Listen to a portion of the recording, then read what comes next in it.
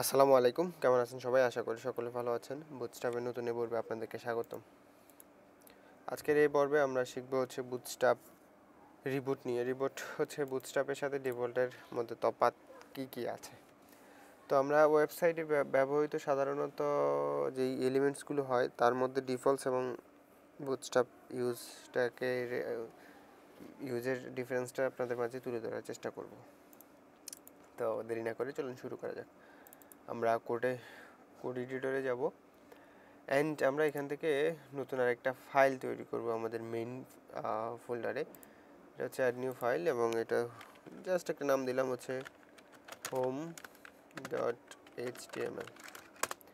এবং এখানে আমরা জাস্ট বেসিক একটা স্ট্রাকচার নিব HTML এর, আর কিছু না। আমরা এখানে কোনো কিছু এড করব না এবং এটাকে আমরা কি করব, লাইভ সার্ভারে ওপেন করব এবং এটাকে একটু ছোট করে দিই। স্ক্রিন সাইজ ছোট করব, না হলে দুইটার মাঝখানে আপনারা তফাৎ বুঝতে পারবেন না। চলুন এইটুকু অ্যান্ড এটাকে আরেকটু করে নেই। I think that's fine. And আমাদের index.html যেটা আছে সেটাকেও আমরা ওপেন উইথ লাইভ সার্ভার করব। এখন এখানে এটা এখানে থাক এবং এটারে আমি নিচে নিয়ে আসি, আর একটু ছোট করে দিই। ব্যাস, আই থিঙ্ক হয়ে গেছে। তো এখানে আমরা index.html এর যা কাজগুলো করছি এগুলো একটু কেটে দিই, কারণ এগুলো আমাদের মেইন বিষয় না। আজকে বিষয় হচ্ছে যে দুটার মধ্যে ডিফারেন্স।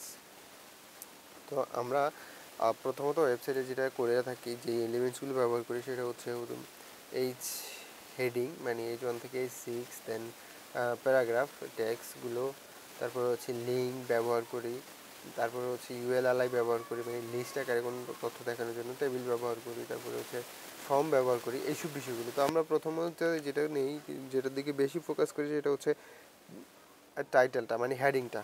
তো আমরা H1 দিয়ে এখানে বুটস্ট্র্যাপে একটা লিখলাম, যেমন HELLO hello, RIAZ hello Riaz, hello Riaz. এখন এখানে দেখেন একটা সুন্দর ডিজাইনে আসছে। ঠিক সেম লেখাটা যখন আমরা এখান থেকে কপি করে আমাদের home.html এ দিব এবং এইখানের লেখাটা দেখেন আরেক রকম আসছে, মানে দুইটার লেখার মধ্যে তফাৎ দেখতে পাচ্ছেন আশা করি। অবশ্যই এটাকে আরেকটু ছোটো করে দিই। দেন ওকে, দুইটা লেখার মধ্যে তফাৎ দেখতে পাচ্ছেন। এটা দেখেন কীরকম শার্প, মানে স্মুথ একটা লেখা, এবং এটা হচ্ছে খুব বাজে দেখায় মানে ওয়েবসাইটের জন্য। তো এটা হচ্ছে টাইম নিউ রোমান্স ফন্ট। এটা হচ্ছে বুটস্ট্র্যাপ এটা হচ্ছে মানে আমাদের ব্রাউজারের ডিফল্ট ফন্ট। এটা আমরা যখন HTML কোড লিখবো তখন HTML এই ফন্টটাকে সিলেক্ট করে রাখবে, কিন্তু এটা হচ্ছে বুটস্ট্র্যাপের ডিফল্ট ফন্ট। বুটস্ট্র্যাপে ডিফল্ট ফন্টগুলো থাকে না, বুটস্ট্র্যাপ বিভিন্ন সময় ফন্ট চেঞ্জ করে, যেমন ফোনে আসলে রোবটও আসে, যখন আমরা ওয়েবে দেখি বা উইন্ডোজে দেখি তখন আসে হচ্ছে সানসেভ এটা। দেন আমি এটাকে কী করি, একটু আলাদা করে নিই, তাহলে আমি আরও সুন্দরভাবে দেখাতে পারবো। যেমন এখানে H1-এর যেই ফন্টটা আছে সেটা যদি আমি এখানে খুঁজি, এখানে কিন্তু কোনো ফন্ট নাই, H1-এর মধ্যে কোনো ফন্ট নাই। এখানে ফন্ট উইথ দেওয়া আছে, লাইন হাইট দেওয়া আছে, অ্যান্ড এখানে যদি বডিতে আসি, এখানেও এই যে বডিতে আমাদের একটা ফন্ট ফ্যামিলি পাওয়া যাচ্ছে। তো এই বডির ফন্ট ফ্যামিলিটাই এখানে ব্যবহার হয়েছে, মানে অল বডির যে ফন্ট ফ্যামিলিটা, এটা কিন্তু ফন্ট ফ্যামিলি বুটস্ট্র্যাপে ব্যবহার হয়ে থাকে সাধারণত। ডিফল্ট যে ফন্ট ফ্যামিলিটা দিয়ে থাকে, যে সানসেভ ফন্ট ফ্যামিলি, এটা ব্যবহার করে বুটস্ট্র্যাপ। কয়েকটা ফন্ট ব্যবহার করে, যেমন এক একটা জায়গায়, যেমন অ্যান্ড্রয়েডে গেলে আমার যদি সেম ওয়েবসাইটটা অ্যান্ড্রয়েডে দেখি তখন কিন্তু রোবোটো হিসাবে দেখায়, রোবোটো ফন্ট হিসাবে। আবার যখন লিনাক্সে যাই তখন অন্যটা, আবার মানে আইপ্যাড বা আইফোনে গেলে তখন দেখায় অন্য একটা ফন্ট। এই জন্য আমরা যখন ওয়েবসাইটে ফন্ট ব্যবহার করবো তখন আমরা ফিক্স কোনো একটা ফন্ট ব্যবহার করব, যাতে করে আমাদের যখন ডিভাইস চেঞ্জ হবে তখন কিন্তু আমাদের ফন্ট ফ্যামিলিগুলো যাতে চেঞ্জ না হয়। যখন একটা ওয়েবসাইটে ফন্ট ফ্যামিলি চেঞ্জ হয়ে যায় তখন দেখতে অনেকটা খারাপ লাগে। এরপর আসে হচ্ছে মার্জিন প্যাডিংয়ে। যা এখন আমরা যদি ইয়াতে আসি, যখন আমাদের ডিফল্ট স্টেবল পেজটা আছে, যেটা হচ্ছে ওয়েব ব্রাউজারের ডিফল্ট পেজ, সেটার মধ্যে আসে যখন আমরা দেখব, তখন দেখেন যে H1 হেডিং টেক্সটার উপরে এবং নিচে একটা মার্জিন নিয়ে আছে, মানে মার্জিন টপ এবং মার্জিন বটম একটা স্পেস নিয়ে আছে। কিন্তু আমরা সেম জিনিসটা যখন আমরা বুটস্ট্র্যাপে দেখব, তখন কিন্তু আমাদের মার্জিন টপ বলতে কিছু নাই, জাস্ট মার্জিন বটম ব্যবহার করা হয়েছে। মার্জিন বটম 0.5 REM, এই তো দেখতে পাচ্ছেন এখানে এই মার্জিন। তো বুটস্ট্র্যাপ বাই ডিফল্ট মানে H1 থেকে H6 পর্যন্ত প্রত্যেকটা হেডিং ট্যাগেই হচ্ছে আমাদের ব্যবহার করে মার্জিন বটম 0.5 REM। কিন্তু আমরা যখন ডিফল্ট ব্রাউজারে আসি, তখন কিন্তু আমাদের প্রত্যেকবারই আমাদের এই যে মার্জিন টপ এবং বটমটা পর্যায়ক্রমে কমতে থাকে। এরপর প্যারাগ্রাফ যদি আমি কোনো একটা প্যারাগ্রাফ লিখি, আমরা সাধারণত কি করি, পি ট্যাগ দিয়ে প্যারাগ্রাফ লিখি, যেমন পি, তারপর হচ্ছে কি, ডাবল না হলে বুঝবো না। এখন এটাতে দেখেন ডিফল্টটাতে আমাদের কি হয়, প্যারাগ্রাফের ক্ষেত্রে মার্জিন নাই। যেমন আমরা পিতে আসি, উপরে এবং নিচে 1 EM একটা মার্জিন নিয়ে আছে, মার্জিন ব্লক স্টার্ট 1 EM, এই যে এখানে দেখাচ্ছে, মানে 1 EM করে উপরে এবং নিচে মার্জিন নেওয়া আছে, টপ এবং বটমে 1 EM করে মার্জিন নেওয়া আছে। কিন্তু এই সেম কোডটা যখন আমরা বুটস্ট্র্যাপে লিখব, সেম প্যারাগ্রাফটা যখন আমরা বুটস্ট্র্যাপে লিখব, তখন কিন্তু আমাদের এই যে মার্জিন টপ আর নিবে না, এখানে শুধু মার্জিন বটম নিবে, এখানে শুধুমাত্র মার্জিন বটম, আর কিছু নিবে না। এই দেখেন এখানে শুধু মার্জিন বটম 0.5 REM, না sorry, margin bottom 1 REM। Bootstrap REM কেন ইউজ করে? বুটস্ট্র্যাপ REM ইউজ করে যেমন প্রত্যেকটা ডিভাইসে যাতে ভালো করে দেখায়। মার্জিন টপ 0 এবং মার্জিন বটম হচ্ছে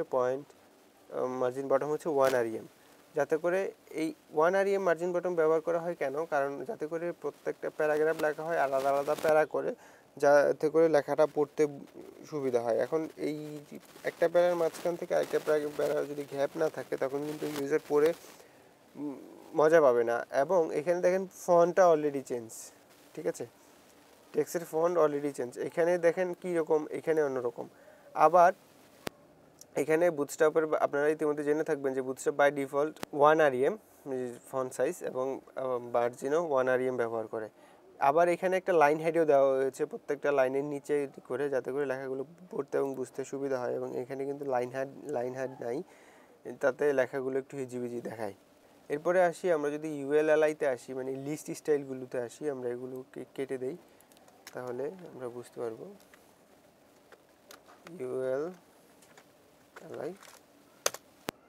ULLI-তে এসে যদি আমরা জাস্ট কোনো একটা নাম কথা লিখি, জাস্ট হ্যালো